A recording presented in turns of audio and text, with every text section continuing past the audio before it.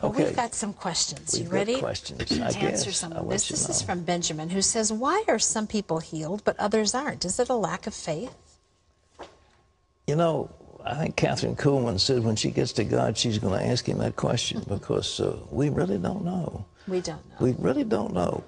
Is it lack of faith? Is it, are we praying for the wrong thing? Is it demonic when we should be casting out demons instead of we're asking for healing?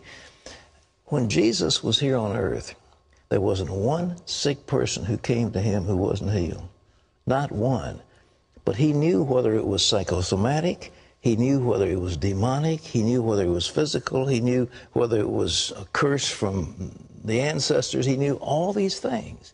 And so when he dealt with people, they immediately. We don't know that. We don't have the knowledge that Jesus did. If we did, we could do better if we had the power. But somehow we see through a glass darkly. So why don't some people get healed? I don't know. I don't either. I understand. I really don't know. But somebody said the greatest hindrance to faith is so-called holy invalids. They're people who you think, well, they're holy, they ought to be healed, and they're not being healed, so God must be at fault. Not at fault. You never know what's going on in somebody's mind or heart. You never know what's going on inside of their heart. All right. Okay, this is Christy, who says, we lived in a home many years ago, and on several occasions we saw or felt a ghost. For some reason, it never frightened us. Is there such a thing as a good ghost? No. There's no such thing as a, quote, good ghost. But I believe that these manifestations are demon spirits. And it may be because you were Christians, they didn't molest you, they didn't hurt you. In any way. Huh? Or bother you in any Or to way. bother you, Sometimes yeah. they're just annoying. But they're not ghosts, they're not dead people. What they are demons, and there are demons in the world, and they can manifest themselves as the dead departed. All right. This is Dawn, who says, I have a question about ghosts. Are they our deceased ancestors trying to communicate with us, or something demonic, which you I just think I answered it. You know, Aunt Maisie doesn't communicate with you. You know, she's gone, and if she's a Christian, you'll join her in heaven later on. But not now. She's not going to come back and talk to you.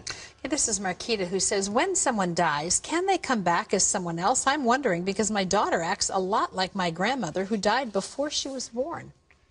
There could be a so-called familiar spirit. I mean, like the family, that the spirit knew everything about your grandmother and can bring those characters to the child. I just... Or it could just be a natural hereditary factor, right? Yeah, but it's happening after, you know, it's sort of like the woman's dead and this child's growing up. It could be hereditary, sure, but there's more than that probably.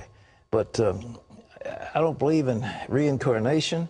The Bible is very explicit. It's appointed unto man once to die, and after that the judgment. We do not die and come back in different forms. And I think that's the Hindu version of a cycle, a wheel of life, where, you know, this certain karma attaches to you, and you come back as a dog, and you come back as a dung beetle, and you come back as Marie Antoinette, and you come back as Cleopatra, and you keep coming back as something. No way. Appointed unto man once to die, and after that the judgment. And when you see what Jesus had to say about the rich man and the beggar, Lazarus and Dives. The rich man died. He was in hell. He looked at it, and he saw Abraham, and he saw the beggar. They were all had their earthly identity, and they knew exactly what they were doing, but they weren't coming back to earth